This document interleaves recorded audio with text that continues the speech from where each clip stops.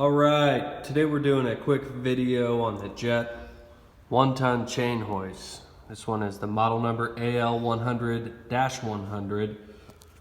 One of the most notable things about it is how lightweight it is. It weighs in at about 16 pounds, but yet it can lift 2,200 pounds.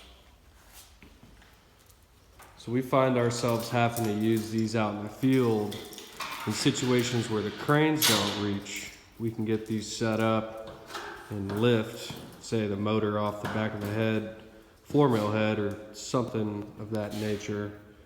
And they're easy to handle because they're so small and lightweight.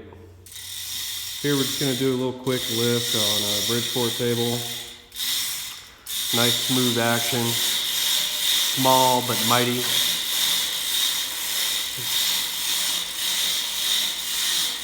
See these things coming in handy for people working in their garages, small shops, or people who are doing work out in the field that would require some heavy lifting.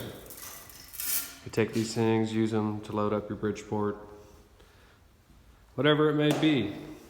I'll have a link in the description for this chain hoist, and if you have any questions about it, feel free to inquire and we will answer your questions. Thanks.